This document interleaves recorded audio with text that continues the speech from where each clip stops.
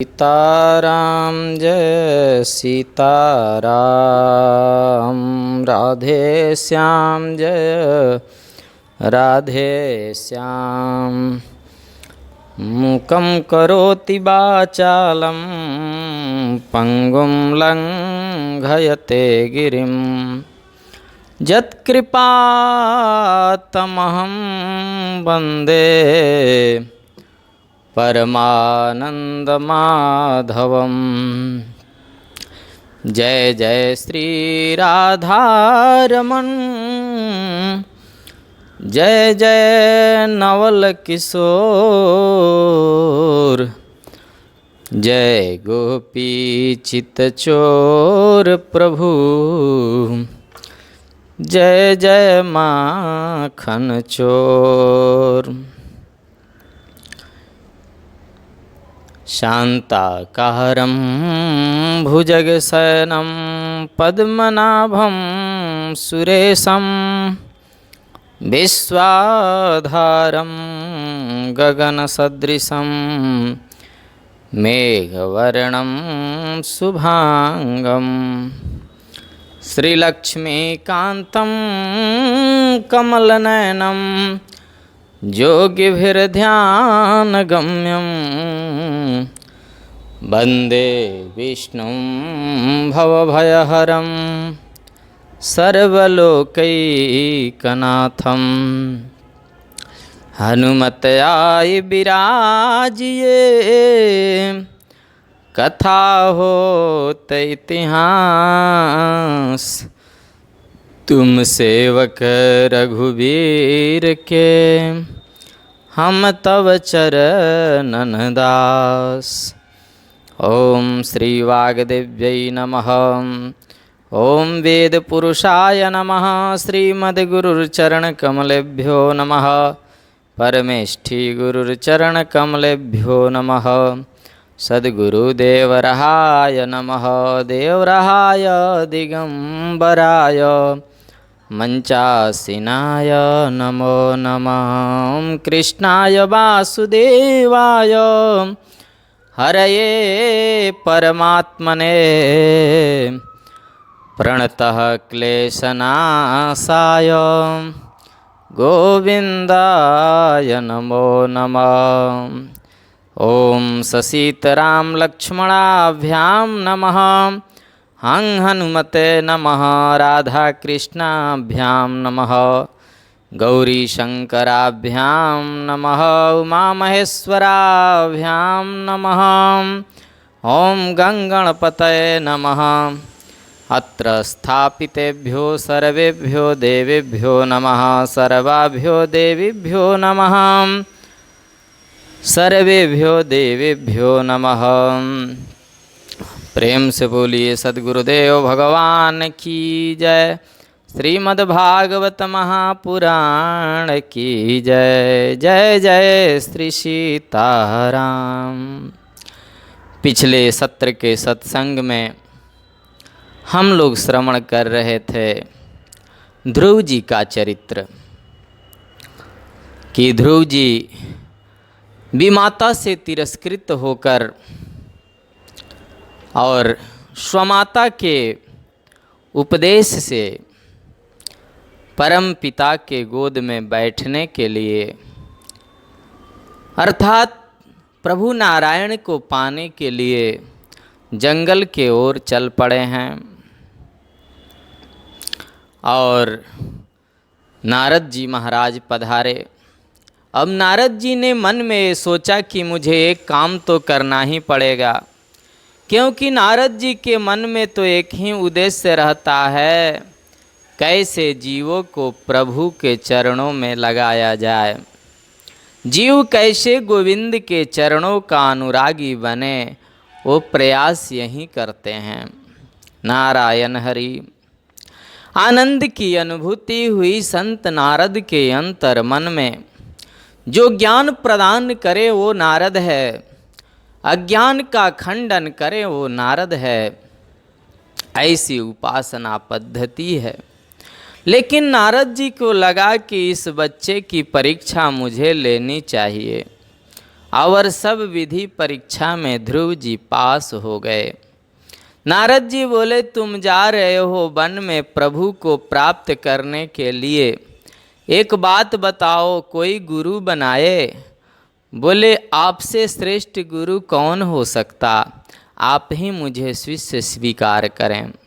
नारद जी ने कहा, ठीक है, लेकिन इतिहास पुराण आदि वेद शास्त्र विधिम बिना, केवला है तो किम भक्तिम उत्पाता रेव कल्पते। इतिहास पुराण वेद शास्त्र की विधि को बिना जाने जो मनमुखी भक्ति करता है, उससे तो केवल उत्पात खड़ा होता है, परमात्मा की प्राप्ति नहीं होती। इसलिए हमारा कर्तव्य बनता है कि संतों के चरणों में, महापुरुषों के चरणों में बैठ कर के उपासना की पद्धति को जानें, और वो सद्गुरु की कृपा से संभव है। भगवान का उत्थापन कैसे करना है, माला की पद्धति क्या है, प्राणायाम किस विधि से करना चाहिए, प्रणाम कैसे करना चाहिए, विश्वास किस प्रकार से प्रभु में जागृत हो, ये सद्गुरु ही तो बताएगा, क्योंकि वो तो धर्म पिता होता है। नारद जी कहते हैं, बेटा, वृंदावन के बगल में एक बड़ी पावन जगह है मधुबन।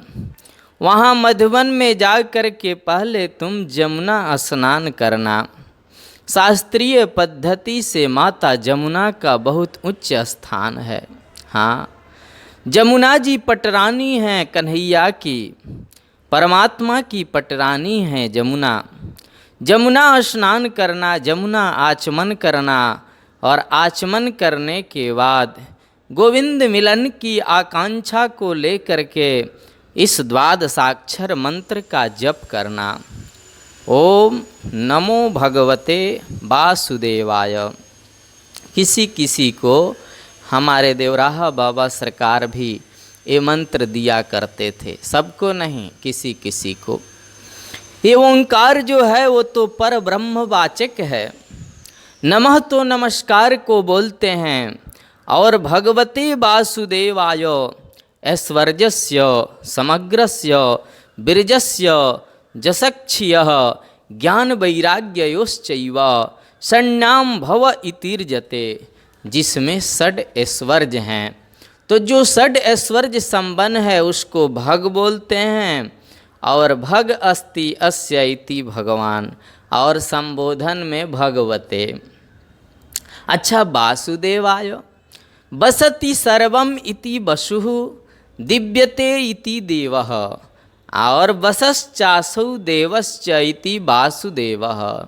जो कण कण में बसने के बाद भी सारी दुनिया को प्रकाश देता है, उसे वासुदेव कहते हैं। ऐसे वासुदेव गोविंद के चरणों में मैं प्रणाम करता हूँ। वासुदेव गायत्री बोलते हैं इसे। इस मंत्र का तू जाप करना, और बेटा मन को यदि काबू में करना है तो जितम सर्वम जिते रसे। मन को काबू में करना है तो पहले जीभ को काबू में करो, बहुत जरूरी है, क्योंकि आहार शुद्धो सत्व शुद्धि सत्व शुद्धो ध्रुवा स्मृति। जैसा खाओ अन्न वैसा होवे मन। भोजन का बड़ा असर होता है, इसलिए सात्विक अन्न सेवन करने का प्रयास करो। भगवान को समर्पित करके अन्न सेवन करने की चेष्टा करो। ध्यान की पद्धति संत नारद ने बताई, और ध्रुव जी महाराज के मन में प्रसन्नता की अनुभूति हुई। जमुना स्नान किया मधुबन, और वहाँ जाकर के उन्होंने गोविंद मिलन की कामना से जप प्रारंभ कर दिया। आइए 2 मिनट हम भी इस महामंत्र का गान कर लें, इसको नाम मंत्र के रूप में गान करें। ओम नमो भगवते वासुदेवाय। ओम नमो भगवते वासुदेवाय।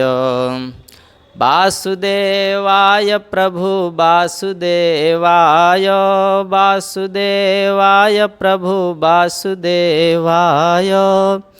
ओम नमो भगवते वासुदेवाय। ओम नमो भगवते वासुदेवाय। वासुदेवाय नंदनंदनाय। वासुदेवाय नंदनंदनाय। नंदनंदनाय गोपीजन वल्लभाय। ओम नमो भगवते वासुदेवाय। ओम नमो भगवते वासुदेवाय। वासुदेवाय तिरुमलेश्वराय। वासुदेवाय तिरुमलेश्वराय। वासुदेवाय प्रभु तिरुमलेश्वराय। वासुदेवाय वेंकटेश्वराय। वासुदेवाय वेंकटेश्वराय। ओम नमो भगवते वासुदेवाय। ओम नमो भगवते वासुदेवाय। त्रिरात्रांते त्रिरात्रात्रे कपित्थवदरासनः। ध्रुव जी के भजन के 3 महीने पूरे हो गए। 3 दिन से कुछ खाते ही नहीं और तीसरे दिन शाम को खाली फल खा लेते हैं। 1 महीना ऐसे निकल गया। द्वितीयं च तथा मासं षष्ठे षष्ठेर्भकोदुने। दूसरा महीना चला तो 6 दिन कुछ खाते ही नहीं। 6वें दिन शाम को खाली पत्ते खा लेते हैं। अब फल खाना भी बंद कर दिया। तीसरा महीना चल रहा है भजन का। तृतीयं चानयन मासम नवमे हनीम। 9 दिन तक कुछ खाते नहीं। 9वें दिन खाली पानी पी लेते हैं। अब तो पत्ते खाना भी बंद। धीरे धीरे शरीर को साध रहे हैं, एकाएक नहीं। एकाएक शरीर को साधना भी नहीं चाहिए। बीमार पड़ जाएंगे, साधना छूट जाएगी। वासुदेवाय वासुदेवाय वासुदेवाय वासुदेवाय। ओम नमो भगवते वासुदेवाय। वासुदेवाय गिरि गोवर्धनाय। वासुदेवाय गिरि गोवर्धनाय। ओम नमो भगवते वासुदेवाय। ओम नमो भगवते वासुदेवाय। हरि बोल। ओम नमो भगवते वासुदेवाय। ओम नमो भगवते वासुदेवाय। चतुर्थमपि वै मासं द्वादशे हनि। भजन का 4था महीना चल रहा है। 12 दिन कुछ खाते नहीं। 12वें दिन शाम को हवा पी लेते हैं। आहा। और 5वां महीना जब शुरू हुआ तो ध्रुव जी ने धीरे धीरे धीरे अपने श्वास वायु को रोका। पंचमे मास्यनुप्राप्ते जिता श्वासो नृपात्मज। ध्यायन् ब्रह्मपदैकेन तस्थौ स्थाणुरिवाचल। ध्यान से सुने। एक पैर से ध्रुव जी खड़े हैं। हृदय में चतुर्भुज रूपधारी नारायण विराजमान हैं। अपने श्वास वायु को ब्रह्मरंध्र में जैसे ध्रुव जी ने चढ़ाया। हे भगवान, जितने देवता थे सबका ऑक्सीजन खत्म। जितने देवता हैं सबका ऑक्सीजन खत्म। रोते रोते ब्रह्मा जी के पास गए, हम लोग मरने वाले हैं, श्वास नहीं लिया जा रहा है। ब्रह्मा बोले यही हालत मेरी हो रही है। सब आए भगवान नारायण के पास। प्रभु मुस्कुरा करके बोले क्या हुआ?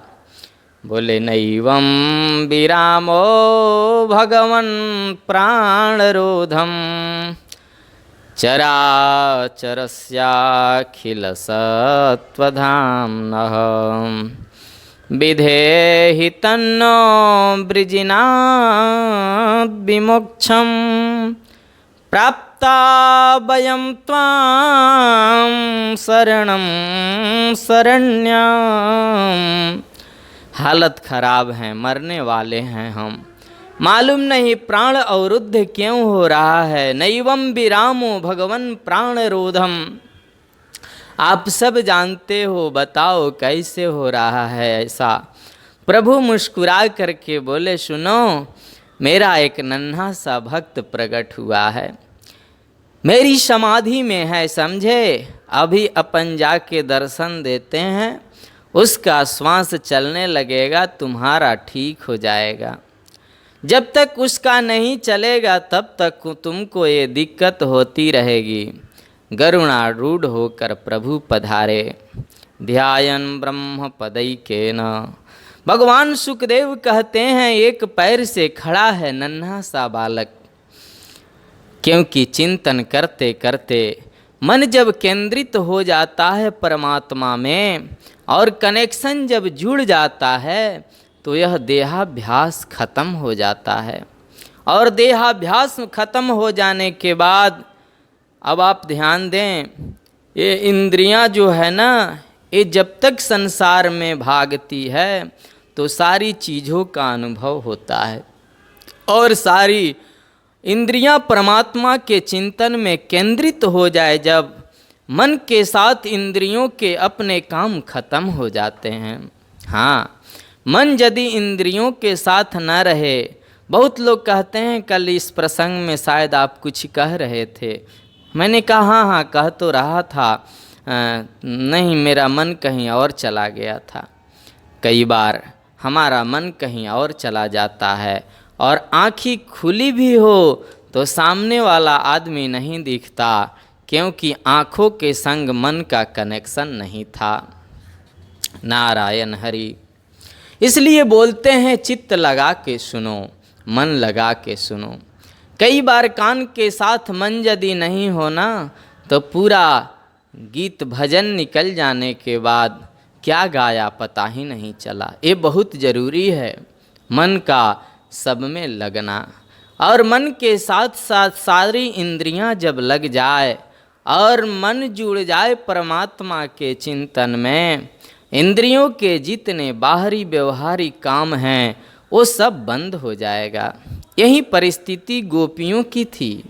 भागवत जी में लिखा है कि गोदोहने बहनने मथनो पलेप। गोपियाँ सहज समाधि में रहती थी हमेशा। कबीर जी कहते हैं कि साधो सहज समाधि भली। ये सहज समाधि जो होती है ना, आप भोजन भी बना रहे हैं तो लग रहा है गोविंद बैठे हैं, शरीर काम कर रहा है, मन उधर जुड़ा हुआ है। तो ध्रुव जी की सारी इंद्रियां मन के साथ केंद्रित होकर परमात्मा चिंतन में लीन है, इसलिए श्वास भी बंद और देखना भी बंद, सारी प्रक्रिया बाहरी बंद, तो ऑक्सीजन तो खत्म होगा ही। और परमात्मा जब गरुणारूढ़ होकर ध्रुव जी के सामने आ गए तो हृदय वाली झांकी अंतर्धान हो गई, क्योंकि वो तो अब सामने आ गए न। अब ध्रुव जी ध्यान जब ज्यों ही भंग हुआ, भगवान कहाँ गए, मेरी प्रभु कहाँ गए, सुदर्शन चक्रधारी गोविंद किधर गए, हड़बड़ा करके ध्रुव ने आंखें खोल करके देखा तो वहीं भगवान सामने खड़े हैं। बोलिए नारायण भगवान की जय। ओहो। और जैसे ध्रुव जी की आंखें खुली, भगवान को देखा, ध्रुव का सांस चलने लगा, देवताओं का भी नॉर्मल हो गया। देवता बोले बच गए, और कुछ देर नहीं होता तो अपन तो पधार ही जाते। डर गए थे बेचारे। अब भगवान ध्रुव को देख रहे हैं और ध्रुव जी भगवान को देख रहे हैं, और आकाश में से देवता भी आ गए। सब ठीक ठाक हो गए ना अब तो। सुखदेव जी कहते हैं राजन, एक बार आंखें बंद करो और ये दृश्य जरा दिल में उतार कर देखो, कितना प्रिय है। नन्हा सा बालक हाथ जोड़े परमात्मा के सामने खड़ा है और मेरे प्रभु मुस्कुरा कर उसको देख रहे हैं वरद हस्त मुद्रा को लेकर। और सुनो, दोनों में कोई बोलता ही नहीं है। ध्रुव जी भी नहीं बोल रहे हैं और भगवान भी नहीं बोल रहे हैं। अब देखते देखते देखते ध्रुव जी हंस गए तो फिर भगवान भी हंस गए। ये दोनों हंसे तो आकाश में खड़े सब देवता भी हंस गए। इन तीनों को हंसता देखे तो सुखदेव स्वामी भी हंस गए जो कथा सुना रहे थे ना। सुनो, उनको हंसते देखा तो फिर परीक्षित भी हंस गए। और ये हंसे तो जितने संत बैठे थे सब खिलखिल करके हंस गए, क्योंकि कोई लेक्चर थोड़ी चल रहा था, वो तो दर्शन हो रहा था साक्षात सबको। कथा कोई लेक्चर नहीं है, ये तो अनुष्ठान है। हमें अनुभव हो कि ध्रुव के साथ हम भी खड़े हैं और हम भी प्रभु को देख रहे हैं। हाँ, इसलिए वो भी हंसे। और जब सब लोग मुस्कुराते रहे तो फिर परीक्षित ने धीरे से पूछा, गुरुजी भगवान क्यों हंसे? सुखदेव जी बोले, भगवान इसलिए हंसे, देख लो इस भोले भंडारी को, हम 45 मिनट से खड़े हैं, ये कुछ बोलता ही नहीं है। और ध्रुव जी क्यों हंसे? ध्रुव जी इसलिए हंसे कि मुझे कुछ बोलना आता ही नहीं तो बोलूं क्या। हमारे जैसे ध्रुव जी तो थे नहीं कि 2 रुपये का कपूर जलाएं तो बड़े निसंकोच भाव से कहें कि सुख संपत्ति घर आवे, मांगने का लिस्ट। और पीछे सफाई कितना बढ़िया देते हैं कि तेरा तुझे को अर्पण। हे भगवान जी, तिजोरी की ओर देखना नहीं, इधर देखना नहीं, सब आपका ही है। ये चतुर पाप ऐसी बुद्धि तो भगवान ने हमें कलयुग में दे रखी है। अब मुझे कुछ आवे बोलना तो न बोलूं, पर देवता क्यों हंसे? बोले वो इसलिए हंसे कि हमको ऐसा अवसर मिल जाए तो लिस्ट प्रस्तुत पहले कर दें। देवताओं को भगवान के दर्शन का अवसर जल्दी नहीं मिलता। हाँ, ये तो प्रमोशन के लिस्ट भेजते ही रहते हैं, भगवान तक पहुँचती ही नहीं। और सुखदेव जी क्यों हंसे? अरे गोविंद मिल गया तो फिर पाना क्या, कैसी बुद्धि है, इसलिए हंस गए। और परीक्षित क्यों हंसे?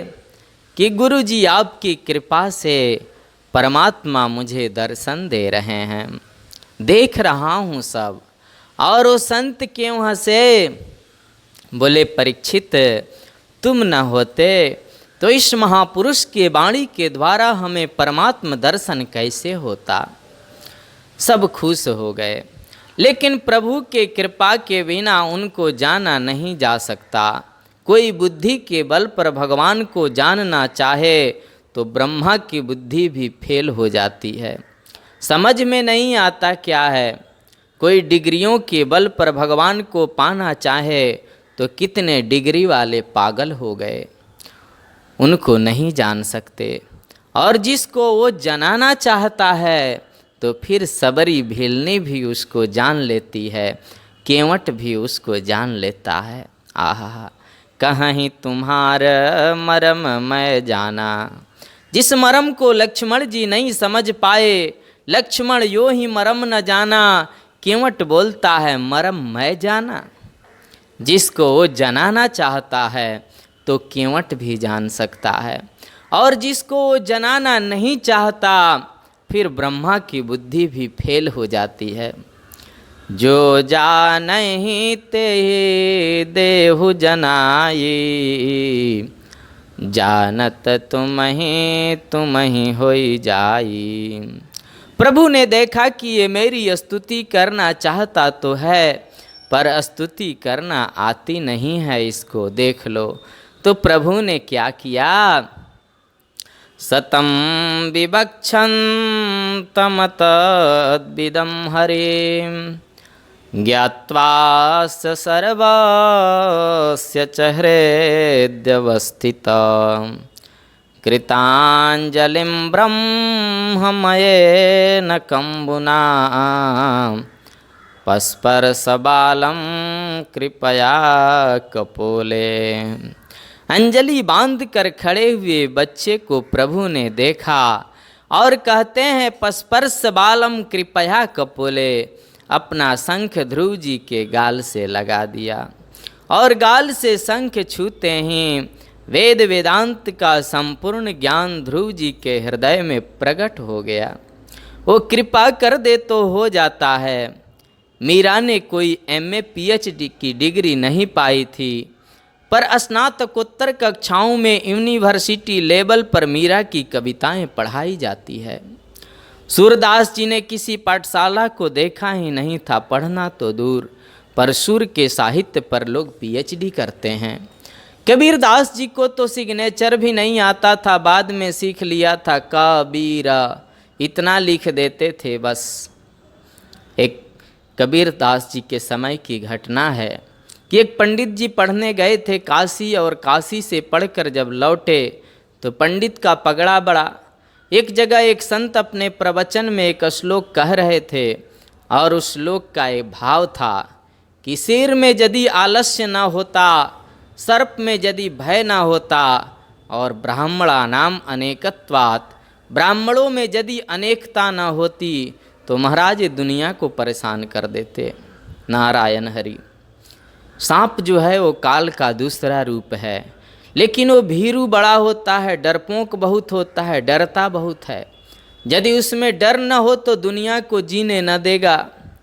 शेर जो है उसके बराबर पराक्रमी कोई नहीं होता, पर वो अव्वल दर्जे का आलसी होता है। शिकार करने के बाद शेर आराम फरमाता है, फिर उसके ऊपर हिरण निकल जाए वो कुछ नहीं बोलता। ब्राह्मण के पास में क्या नहीं है? वेद है, वेदांत है, मंत्र है, उपनिषद है, सारी क्रियाएं हैं, पर वो कुछ भी करने में समर्थ है, लेकिन उसमें कभी कभी थोड़ा दंभ आ जाता है, अहंकार आ जाता है, एकता की कमी रह जाती है। अब पढ़ करके आए, 4 वेद पढ़ लिए, इतिहास पुराण पढ़ लिए, उनका नाम दे दिया काशी के विद्वत मंडली ने सर्व विजय शास्त्री, दुनिया को जीतने वाला शास्त्री। विद्या ददाति विनयम। घर आए, माँ बोली आ गए बेटा? हाँ आ गए, सब पढ़े आए। अरे तुम कितना भी पढ़े आए, पर तुम माँ का चरण तो फिर भी स्पर्श करो, उनके आशीर्वाद से ही तो सब मिला तुम्हें। माँ ने कहा क्या क्या पढ़े? बोले सब शास्त्र पढ़ लिए, नाम हो गया मेरा सर्वजय शास्त्री। मैया बोली हमारे गांव के कबीर जी जब तक नहीं कह देंगे तब तक मैं मानूंगी नहीं। कौन कबीर? वो हमारे गांव के जो संत हैं, वो कपड़ा बुनता है, वो कबीर, वो संत है। हाँ बेटा ठीक है, उससे लिखवा के अभी लाते हैं।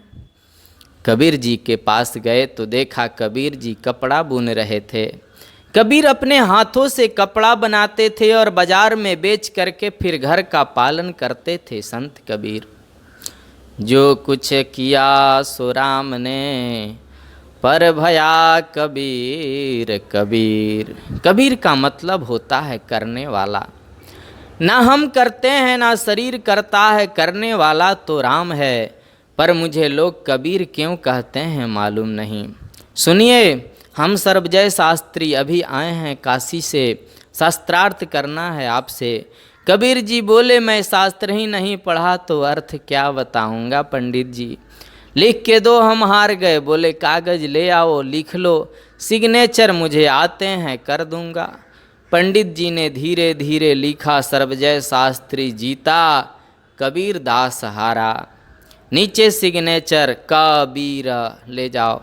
प्रमाण पत्र मिल गया। माँ के पास आए, माँ ने कहा आ गए बेटा? हरा दिया, लिख के ले आया ताकि देखने के लिए प्रमाण रहे। क्या लिख के दिया कबीर जी ने, जरा बताना बेटा पढ़ के। उसने खोल के पढ़ा तो उसमें लिखा था सर्वजय शास्त्री हारा और कबीर दास जीता। उसने कहा गड़बड़ कैसे हो गया? उसने लिखा तो मेरे सामने ऐसे ही था। फिर दौड़ा दौड़ा गया, कबीर जी कपड़ा बना रहे थे। बोले शास्त्री जी नहीं, वो कुछ गड़बड़ हो गया, ढंग से लिखिए। बड़े कागज पे लिख दूं? हाँ, बड़े कागज पे लिखा। कबीर दास हारा, सर्वजय शास्त्री जीता। कबीर, जाइए पढ़ लो। पढ़ लिया, माँ के पास आया। माँ ने कहा क्या हुआ बेटा? बिल्कुल एकदम परमानेंट लिखवा के ले आया हूँ। क्या लिखा, पढ़ना, मैं सुनूं जरा। उसने खोल करके देखा तो उसमें लिखा था सर्वजय शास्त्री हारा और कबीर दास जीता। ये गड़बड़ कैसे हो जाता है? सुनिए, ये गड़बड़ कैसे होता है? कबीर बोले मालूम नहीं। वो 50 बार गया, 50 बार आया तो चरणों में गिर पड़ा, बाबा ये तो मैं काशी में पढ़ा ही नहीं। कबीर दास जी मुस्कुरा करके बोले कि तू कहता कागज की लेखी, पर मैं कहता आँखिन की देखी। गुरु कृपा से प्राप्त होता है। मीरा ने, कबीर ने, सूर ने गुरु कृपा से पाया, गोविंद के आशीर्वाद से पाया। तो जिसको वो जनाना चाहता है वहीं उसको जान सकता है। बुद्धि के बल पर जानना बहुत मुश्किल है। ध्रुव जी महाराज ने बड़ी सुंदर बात कही कि योऽन्तः प्रविश्य मम वाचमिमां प्रसुप्तां संजीवयत्यखिल शक्तिधर स्वधाम्नां। ध्रुव जी की स्तुति की व्याख्या हम लोग अगले सत्र में करेंगे। प्रेम से बोलिए आनंद कंद भगवान की जय, सद्गुरुदेव भगवान की जय, देवराहा बाबा सरकार की जय। जय जय श्री सीताराम। नमः पार्वती पतये, हर हर महादेव शंभो।